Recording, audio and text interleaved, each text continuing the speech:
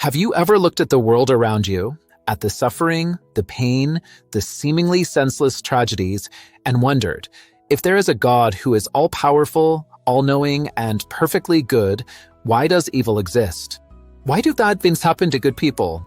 Why is there so much suffering in a world supposedly created by a benevolent deity?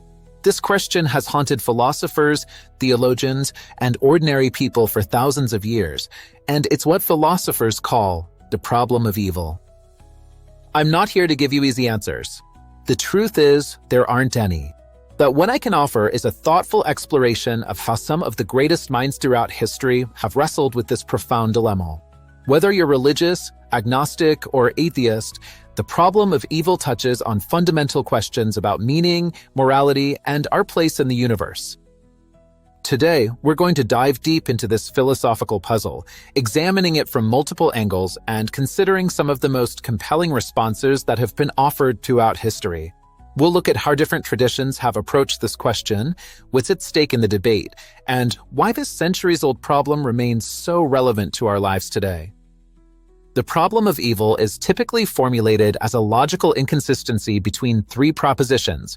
God is omnipotent, all-powerful, God is omnibenevolent, perfectly good, and evil exists in the world. If God is all-powerful, he can prevent evil. If God is all good, he would want to prevent evil. Yet evil exists. These three statements seem impossible to reconcile. Let's start by understanding what philosophers mean by evil. Typically, evil is divided into two categories: moral evil and natural evil. Moral evil refers to the suffering caused by human actions: war, murder, abuse, exploitation. Natural evil, on the other hand, encompasses suffering caused by natural processes: diseases, earthquakes, floods, droughts. Both raise difficult questions about divine governance. The ancient Greek philosopher Epicurus is often credited with first clearly articulating this problem. He asked, "Is God willing to prevent evil, that not able? Then he is not omnipotent. Is he able, that not willing? Then he is malevolent. Is he both able and willing? Then where does evil come from? Is he neither able nor willing? Then why call on God?" This formulation has powerful implications. From many atheist philosophers, the problem of evil constitutes the strongest argument against the existence of God. After all, they argue, the evidence of suffering in our world seems incompatible with the existence of an all-powerful, all-loving deity. But theistic philosophers haven't been silent. They've developed various responses to this challenge, known as theodicies, attempts to justify God's ways to humans, to explain how evil can coexist with a perfect God. Let's explore some of the most influential theodicies that have emerged over centuries of philosophical and theological reflection. One of the most enduring responses is the free will defense, associated most prominently with the philosopher Alvin Plantinga. According to this view, God created humans with genuine freedom, the ability to choose between good and evil. This freedom is a tremendous good, but it comes with risks. If humans are truly free, then they must be capable of making wrong choices, choices that harm themselves and others.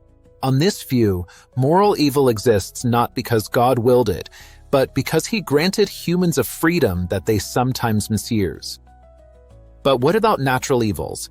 Earthquakes, diseases, and other sources of suffering that don't seem connected to human choices. Some philosophers have suggested that these two may be connected to free will, perhaps not human free will, but the free choices of non-human spiritual beings. Others have proposed that natural evils serve purposes we cannot comprehend, perhaps testing or developing human character in ways that would be impossible without challenges and suffering. Before we continue exploring more responses to the problem of evil, I want to take a moment to thank you for joining me on this philosophical journey. If you're finding this exploration valuable and thought-provoking, please consider subscribing to the channel and hitting that notification bell. Each week, we tackle profound philosophical questions like this one, examining different perspectives and challenging assumptions. Your subscription helps support these in-depth explorations of life's most fundamental questions and ensures you won't miss future discussions. Now, Let's return to our examination of the problem of evil with another influential theodicy, the soul-making theodicy, associated with the philosopher John Hick. According to this view, God's purpose isn't to create a hedonistic paradise where humans experience nothing but pleasure. Rather, God aims to create beings capable of authentic moral goodness and spiritual growth. Such development requires challenges to overcome, difficulties to face, and yes, even suffering to endure. On this view, evil exists not because God is unable or unwilling to prevent it, but because a world without evil would be a world without the possibility of moral and spiritual development. Another approach is the greater good theodicy. This suggests that God allows certain evils because they enable greater goods that would otherwise be impossible. For instance, courage couldn't exist without danger, compassion couldn't exist without suffering, and forgiveness couldn't exist without wrongdoing.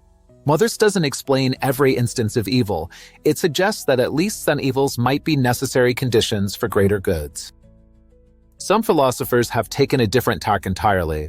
The skeptical theist position argues that human cognitive limitations make it impossible for us to know why God allows evil.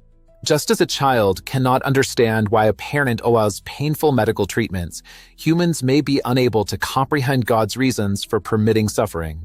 This isn't a direct solution to the problem, but rather a reason to be skeptical of our ability to judge that God lacks good reasons for allowing evil. Still others have suggested that the problem itself rests on a misunderstanding of God's nature. Process theologians, for instance, reject the traditional view of God as omnipotent in the sense of being able to unilaterally control all events. Instead, they view God as working persuasively rather than coercively, influencing the world toward goodness, but unable to simply eliminate evil by divine fiat. The problem of evil also takes different forms in different religious traditions. In Eastern traditions like Buddhism and Hinduism, which incorporate concepts like karma and reincarnation, suffering is often understood as the consequence of actions in previous lives.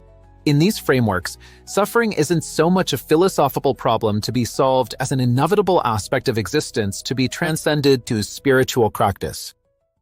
What makes the problem of evil so persistently challenging is that it's not merely an abstract philosophical puzzle. It's deeply personal. When we experience suffering firsthand or witness the suffering of those we love, philosophical explanations often feel inadequate, even cold. No theodicy can fully eliminate the emotional and existential weight of suffering. Perhaps this is why the problem of evil remains so compelling, so resistant to final resolution. In the face of evil and suffering, many find that what matters most isn't theoretical explanation, but practical response. How do we act in a world where suffering exists? How do we respond to the suffering of others? Every major philosophical and religious tradition emphasizes compassion and the alleviation of suffering as central moral imperatives. Whether or not we can resolve the theoretical problem of evil, we can work to reduce actual evil in the world through our actions. In closing, the problem of evil doesn't admit of easy answers. It challenges us to think deeply about our most fundamental beliefs about the nature of reality, goodness, and meaning. Whatever conclusions we reach, whether theistic, atheistic, or somewhere in between, engaging with this problem can deepen our understanding of ourselves and our world.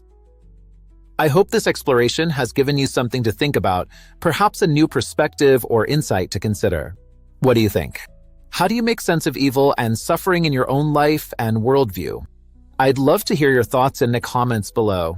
If you found this discussion valuable, please take a moment to like this video and subscribe to the channel for more philosophical explorations of life's big questions. And don't forget to check the description below for ways you can support the channel and help make more content like this possible.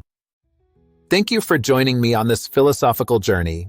Until next time, keep questioning, keep thinking, and keep seeking understanding.